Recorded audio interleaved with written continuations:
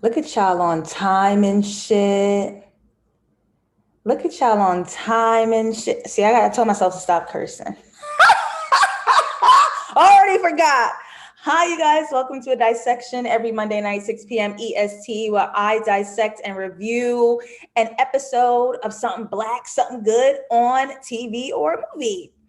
So tonight is going to be different than our usual dissections because I really just want to talk culture. I want to talk comedy. I want to talk this cool ass show. I want to just have a good time. So welcome to the room. I am JustLatasha, one word, lowercase t, please. And I've been gone for a minute, but I'm so happy to be back. I went on vacation, took a break, and I have some great projects falling into my lap. So the breaks might be more frequent. I ain't even gonna lie, the breaks might be more frequent, but I am so happy. I'm so blessed. I am well rested. So it's time to, you know what I mean? It's time to really jump in.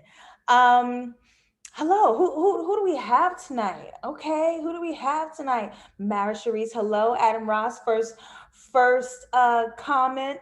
Thank you so much. Um, Mara said, re-reviewing Miss Pat, let the cussing flow. She got a foul mouth on her. Oh, I love it. I love it so much. She got a foul mouth on her. I have just wrapped production on my sketch comedy series, Just Latasha's Interactions. You can find more out about the show on both Seed and Spark and my website, JustLatasha.com. Please follow the show page at Interactions on both Twitter and Instagram. INNR Actions, and follow me personally. I am Just Latasha on Instagram, Just Latasha 404 on Twitter, and all I want to do is be funny. I just want to be myself. I want to write comedy for TV. I want to write drama for TV. Jordan Peele was good. Jordan Peele was good. Issa Rae was goody, mama. All of the greats, Quinta. You know what I mean? Like all of the black greats that are like thriving right now. I need to be in those spaces. That's where we're going. I need to be in those spaces. So until then, I will continue to entertain and dissect right here because this is also a learning lesson for me. I learned so much by spending so much time with these shows. If you guys are not patrons, fix that. What is we doing? Fix that. Patreon.com/JustLatasha, where I go live twice a month to dissect private exclusive shows to my patrons and patrons only. Yesterday, we dissected The Five Bloods, directed by Spike Lee. And when I first saw it, I didn't understand as much as I understood while dissecting it. And it's easily now one of the most powerful stories that I've come across. So if you guys want access to that show, it is on Patreon now for the rewatch, patreon.com/JustLatasha. I really need to be putting some clips up because if you missed it, it's terrible that you're missing it. So that's it. That's it. I don't want to spend so much time here on this intro because I do want to dive into Miss Pat. I think there's some dope conversations to happen with this show, and she did it so effortlessly and comedically. So let's talk. Let's talk. Let's do it. Okay. Welcome to the room, CJ. What's up? Hey, Simone. All right. All right. Yes, Mara, thank you so much. Okay. So the Miss Pat show, aka the certified grown ass comedy, streaming on BET Plus. Great platform. If you want to see every single thing that Tyler Perry has done, it is on BET Plus. And this show follows a formerly incarcerated comedian, Miss Pat, who tries to figure out how to survive in suburban America with her husband, kids, and sister. In my personal opinion, this show is giving Seinfeld meets the Bernie Mac show. Correct me if I'm wrong. Is Seinfeld not the sitcom that invented the comedy stand-up sitcom transition? Was that not the first show to do that? Correct me if I'm wrong. But it's giving that, right? Bernie Mac's Black objective view on America while being a family man, an unconventional family man. I feel like those two are like the parents of this show. It stars comedian Patricia Williams, Bernard Calloway, Tami Roman, who I'm excited to see because we've been watching her. I'm revisiting Basketball Wives in my quarantine. I don't know what y'all are doing. But she's been talking about acting for years, and it's no shade to her. It's the lack of work and research on my end. Hadn't seen her in anything. So I'm happy to see her in this role. My voice be cutting out quick, y'all. Jesus. Because I talk from here. I don't talk from here. You gotta flow the air. And it's executive produced by Oscar-nominated director Lee Daniels and Pose's Jordan E. Cooper. Nice names on this. So I discovered this show through the viral clip on Twitter where she's slamming the door on her son and cursing up a storm. And I was like, honey, what? Like my jaw dropped. Like I was just like, whoa, what is this, right? And I loved how Black people loved that clip. They were like, that's me, that's my mama, that's exactly what happens in my house. So it's not necessarily like my personal experience, but I'm loving the Black audience's attachment and familiarity with the show. And it's so different and it's so wrong. It feels so wrong because this in itself is so anti-sitcom that I was like, I have to watch. So there's also been a debate on screenwriting Twitter about Black trauma being portrayed in movies and TV. Sorry, y'all, it's hot in here. And someone tweeted, oh, when I make a movie, I'm not gonna have no Black pain. I'm just gonna have people enjoying themselves, X, Y, and Z. And then there were rebuttals to that, like, well, you're just gonna make a perfect story, then it's gonna be boring. Here's my thing. What we're asking for is Black conflict instead of Black trauma. We are tired, so many of us are tired of tuning in to just watching Black people be harmed. I'm not sure what we're leaving from that experience. What we want to see is Black people conquer their problems. And this is precisely, you see how easy it is?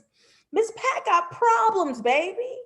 The stuff from her past follows her today, and she's just on the journey to fixing all of it and trying to do right by her and her family. So this is exactly what we're talking about. And she's so real about her history and her identity. And I feel like this is something that so easily would scare respectable Black folks, because this could easily fall into Black stereotypes. And we know how respectability Black folk get, right? But her being so real and so honest about her identity and the identity of her family and friends, I think it sets her free from Black stereotypes. So she got me. Miss Pat got me, all right? Cash, what's up? I have been on vacation, so happy to be back. What's up, Mimi? Yes, let's do some sitcom analysis. And Mara says Martin used to do it in the beginning too. Was it stand-up or was it his radio thing that he was kind of dipping in and out? But I understand what you're saying. Was Martin before Seinfeld? Okay. I have too many questions. I didn't do my 90s sitcom research, but whatever. So let's dive in, obviously, to our opening shot, to the woman of the hour, Miss Pat. And we are starting, of course, her telling her own story. This is it. Her story, starting from the history. She's been shot twice. She's missing a nipple from being shot. And she was shot by her baby daddy. Like, wow, right? She's a convicted felon. She used to sell drugs. And instead of wallowing in pity and despair and being burdened by it all, by the quarrels of the world, look what she did with it. This is so inspiring. She turned it into comedy, which is something that sort of softens the blow from all of that, right? And I would believe that it's for her healing as well as our acceptance into looking at a woman like this. She's Black, she's plus size, she has a dirty past. And so what would stop the mass audience from being like, shame, make it funny, bring us in, let us laugh with you. And the fact that she's controlling our laughter and the way we are receiving this information puts her in power. This is great, right? And this is something that she said in an interview during her press as this show was getting ready to come out. But Miss Pat says, I'm just proud to be out front and a different type of mom where I don't have to be chopping up vegetables. Thanks to Jordan and Lee, I became a real woman on TV.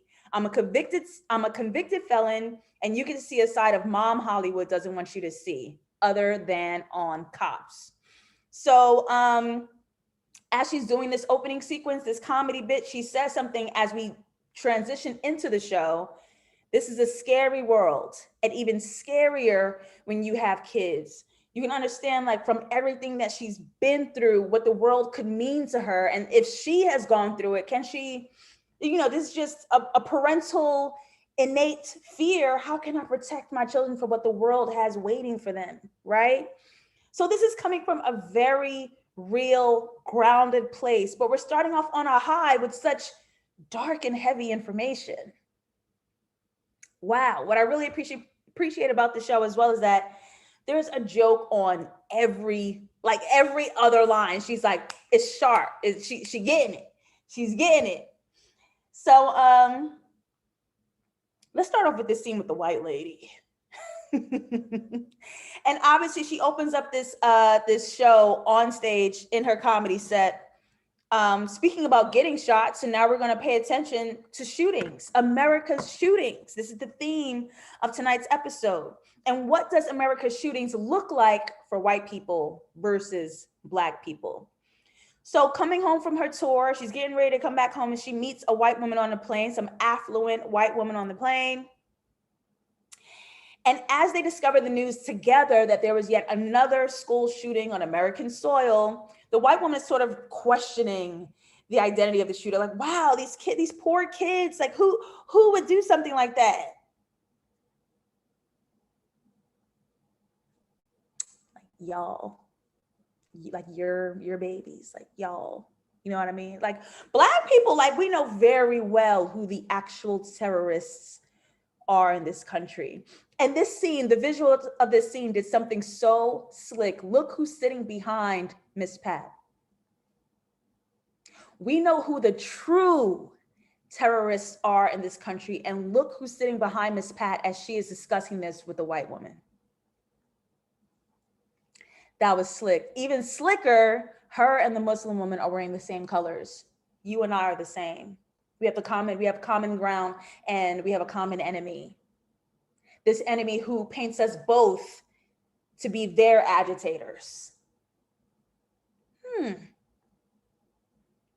And Pat is also going home to a town that's white suburbia, a town where white people harass Black people with them tiki torches. We remember what happened with them tiki torches in this nationally racist incident in North Carolina in the news. What was it, last year? I feel like all time just doesn't even mean anything anymore. What was it, last year? So Miss Pat is being funny about it, but she's sharing her terror with this white woman. And even after all this, who in the scene can still come out the winner? Who in this scene will still be the winner at the end of the day? Right? So we're talking privilege. This is a white woman who gets to raise a terrorist. And after the terrorist does that deed, gets apprehended by police safely, they get to be apprehended alive, versus Black kids who wouldn't do such a thing, but we have to, as Black parents, not we, because I'm not a Black parent, but Black kids have to get the cop talk. This is what happens when you get pulled over by police. Even if you ain't do nothing, even if you ain't got no weapons on you, even if you was in the wrong place, wrong time, it is the lottery day if you get to leave that scene alive, right? Right? And she makes a really smart joke here. She says, Black kids are too poor to be terrorists. They can afford them guns the white kids be bringing in. They literally can't even afford the guns that the white people bring into the school. Like, what is you talking about, right? What is you talking about?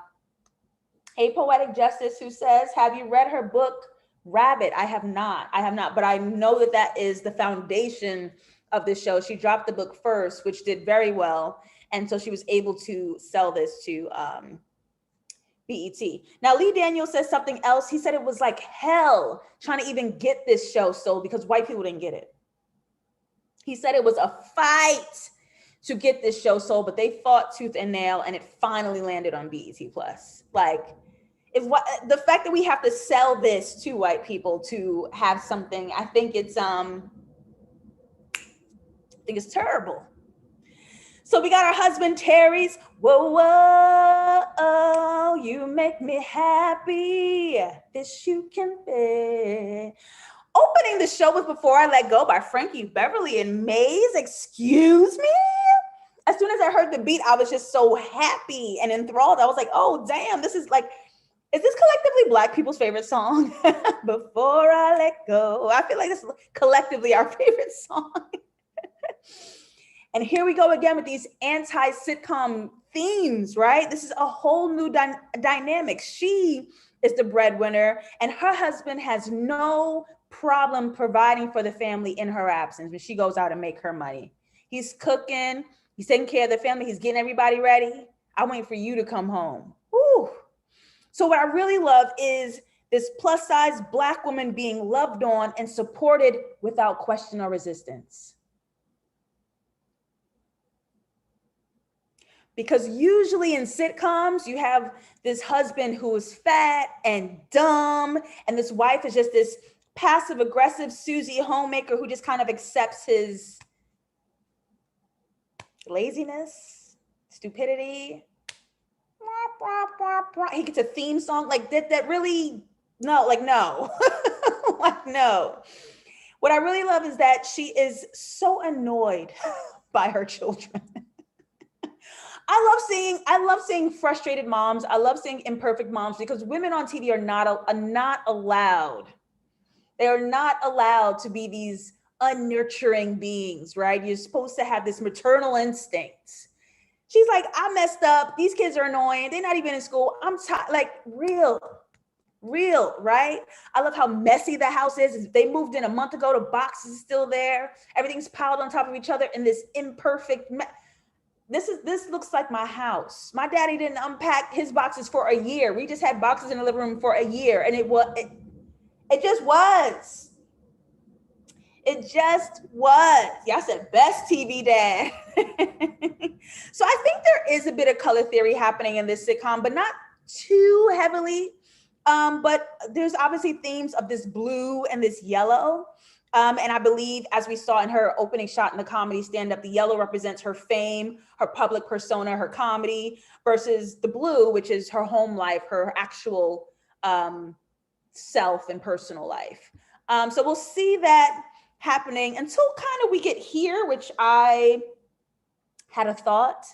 We meet her baby son, Junebug, who's very cute and doing a lot. And of course, her middle child, her daughter, Janelle. Now, we always nickname our Black babies, do we not? Okay, so this is Junebug. Now, in my family, literally my aunt, her daughters, and her daughter's daughters, my aunt's grandkids, I still don't know their names. They booty boot, moody moot, hooty hoot, fat, may, tanay, but I come in there and I just start screaming stuff at the wall, and y'all supposed to know who I'm talking to because it's 17 nicknames. I can't keep up. Also in my family, we got a Peanut. We got Bean, who live in Southside Jamaica, Queens. Like, you know what I mean? Like, this is very Black, very Black. So here's the thing between these two siblings specifically, right? Junebug is a Black boy who's having a great time in this white neighborhood. He's cool for being Black, right? Because the white boys want to be like him and the white girls want to be with him because, you know, it's that flavor. It's actually giving objectification and fetishization and for being real, a slight little underhand of racism. But we know why like Black boys are cool, right? And Janelle is not having that experience. In fact, she's seeing the realities of the world and she's so tired and afraid because with this newest school shooting, she realizes in this new white suburban neighborhood that could be her school any day now. She doesn't want to go. So Janelle is this Black, young, woke girl who's not asleep to the issues of the world and what's going on and racial relations. But that's going to cost. That costs Black girls heavily, right? And I don't know if we have the time. I don't think we do. A lot of Black boys enjoy being used. I'm just going to hand that to you. You do what you want with it. Black boys and Black men enjoy being used by white people. We don't have the time. So obviously Mrs. Pat is cursing her kids out. The jokes are inappropriate. She's calling her son nigga. She's saying dick to her daughter. Like, my jaw is like, oh my God, because my parents were not like that. My parents personally were like shielding us from the world. I wasn't allowed to watch Belly. And so I was like, in my 20s, like it was a lot. It was a lot. So to see this, I was like, ah! But so many other Black people have grown up like this. Marvin said, look, I ain't learned them real names until I met their outside friends or at their funeral or at their job. She ain't know nobody's real Black name until social events have inspired it. Let's meet some more characters now. I want to talk about them. We have Denise, which is Miss Pat's sister, and we have Denise's oldest son, Brandon. Now, Tami Roman's here. She's doing her thing perfectly. I love the way she's delivering her jokes, her lines.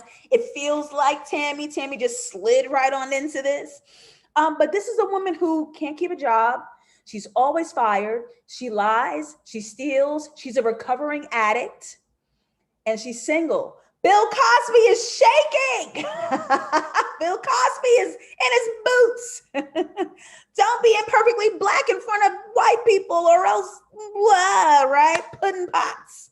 Now look, this is real. And because it's so unapologetic and easeful and natural, it's not given stereotype, because we're not trying to prove, Miss Pat in the show is not trying to prove anything to white people.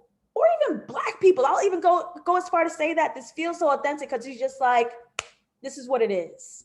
And let that be, right? Now, I got to say something about Brendan. He is 28 years old, isn't working, and he's the one with a different father. We don't know who his daddy is. So now I relate to Brendan just a bit, because it took me a long time, y'all, to get on my feet.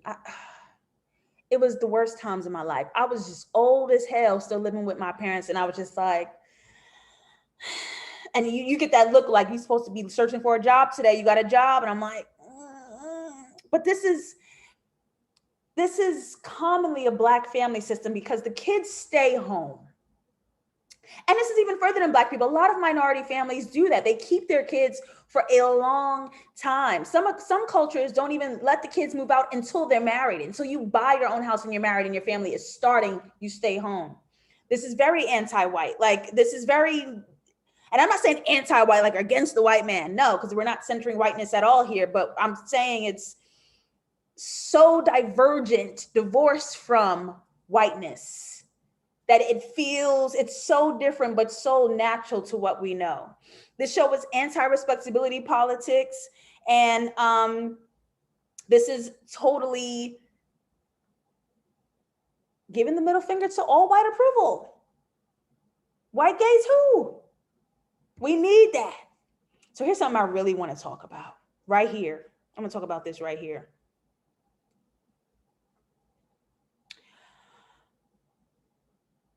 Janelle is in trouble at school because she got into a fight with a white girl named Haley over the news of the school shooting.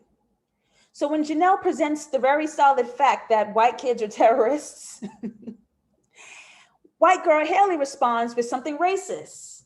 All y'all shoot each other, so what's the difference? Haley got her ass beat. That being said, why is there only one person in trouble?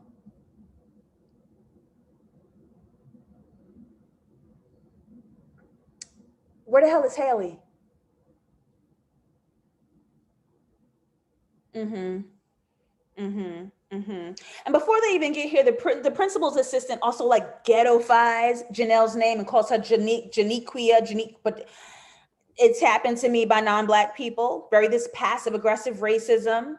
The principal assumes Miss Pat is a single mother. It just slipped right on out. And he thinks he's being like he's being progressive. You're not. And this is my thing about nice white people. Like, niceness is not enough because I know you don't know anything. I know that undercurrent of ignorance is still in you, and you're not working hard enough to get that out. Like, bare minimum nice white is not good enough for me personally, but whatever. And here's the thing about all of this, right? Because from the white woman on the plane to even the white flight attendant who was also microaggressive and rude to Miss Pat, to the principal's assistant, to Haley, to the principal, like all these little nicks from whiteness, right? White people are actually creating war. They're literally terrorizing Black and brown people daily. And they're creating harm and creating unsafety. And Black people are constantly defensively maneuvering the space within all of this white harm. But white people do this thing where they like position themselves as the victim to us being defensive. Like, how y'all managed to do that? I don't know, but it's annoying. It's annoying as hell.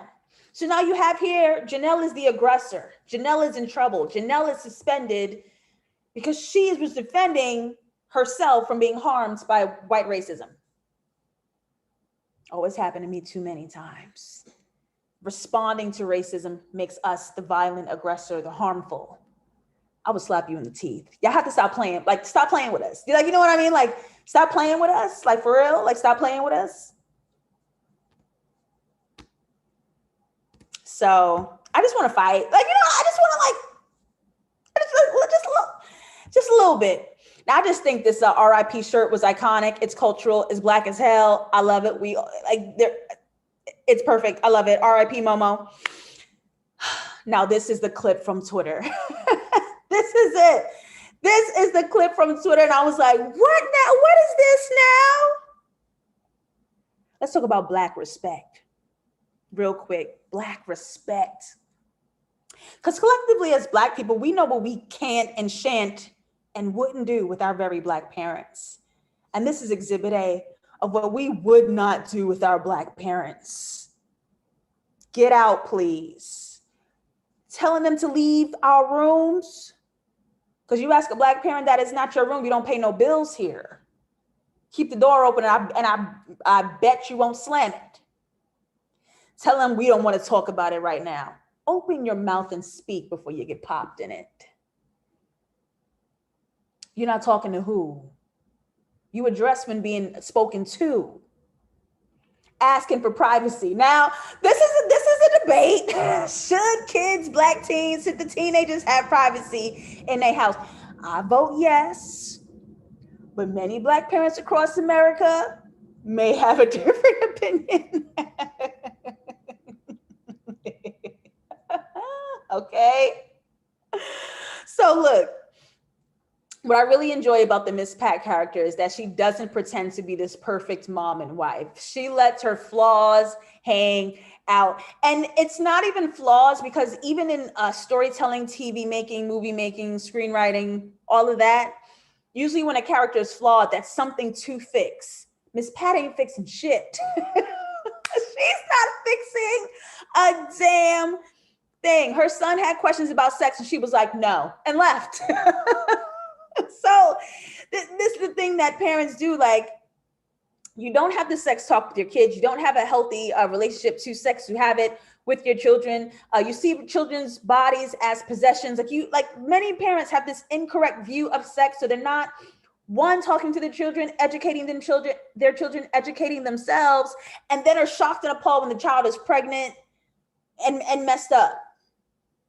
You sent your baby to go do it on his own. So this is it. He had a very real question about sex, and she was like, absolutely not, and left. So she isn't pretending to be this wholesome idea that sitcoms usually give you when it comes to mom, right?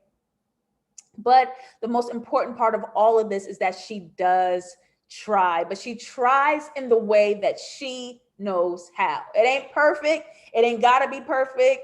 It don't matter. This is the way specifically Miss Pat is going to do it. And her kids and her husband love her. They love her. So whatever our opinions on it, it don't matter, right? And she says this line in here that really set a little tingle in my heart. She says, Sometimes you got to laugh so hard it breaks down every mountain you have in front of you. Why do you think I'm a comedian? Hello, Black Twitter. We laughed our way to the apocalypse, baby. It is the end of the world right now. And we said, retweet. Like, that's really, like, collectively, we have built such a unity, a community of Black people. Thanks to an app like Twitter, like, we get to see each other and commune every day, but Black people will laugh ourselves down through the worst of it. And I don't know how we've so perfectly come up with this system, but look, healing is healing and getting through it is getting through it, right? We're gonna laugh together through the worst of it. This is how Miss Pat tests her kids' wellness. She's crazy. You gonna make it, you ducks. You just chucks an object at your baby's head. Like, Miss Pat is so funny. So we're ending here. And even though it ain't perfect, this is her family, right? And you can see the sharp contrast to every white person that surrounds them. And I think this show is built on just, again, that anti-whiteness, because Miss Pat in the show is validating Blackness amongst whiteness, not trying to prove nothing to it, not trying to get respectable from it, it's so divorced from whiteness. They've created their own bubble in the suburban town, which is really, it's exciting to see. It's exciting to see. And it feels inspiring to so sharply give that FU to whiteness. They don't care. None of them here care. and that feels on. That feels on.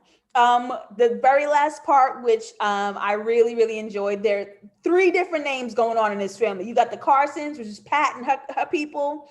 You got the last name Ford, which is her sister Denise. They have, it appears, 2 different daddies. And you have her oldest son, whose last name is James, because he has a different father. And it was just a moment. It was so natural. And that occurs in so many of our families. And it's nothing to think about. It just exists. We just have different parts that brought us all together. It's imperfect, but it's perfectly ours. The last thing I want to note, and I know some of y'all have continued watching this season, because the season, again, is streaming on BET Plus. BET, talk to me, holla at me, you know what I'm saying? The daughter is constantly around Red. So I'm worried for her. I'm thinking of her. The daughter is around Red. And this to me feels a little bothered. And knowing the Black girl that I had to be, knowing the Black girl that I was very bothered, especially at that age, by a lot of things. And I hadn't even gotten to whiteness yet. But I was so bothered. So I don't know what happens to her throughout the series. You guys go ahead and watch and discover it. But that was the dissection of Miss Pat. I'm here with the live dissection every Monday night, 6 p.m. EST. So I hope you guys subscribe, like this video, and join me. Please follow me on social media, JustLatasha on Instagram, JustLatasha404 on Twitter. Share this video on your timeline. Share it with your people that you love and some people that you not too fond of. It don't matter. Have them watch the video. And leave me some comments, you guys. Let's see, last thoughts before we head on out. Hey, Tariq, who said the show had him gagging. CJ says he's been hanging around the white kids in the neighborhood too much. Which one was that, Junebug, you mean? Oh, yes, Junebug, who tried to slam the door, who tried to get his mama to leave his room. You got real comfortable, baby.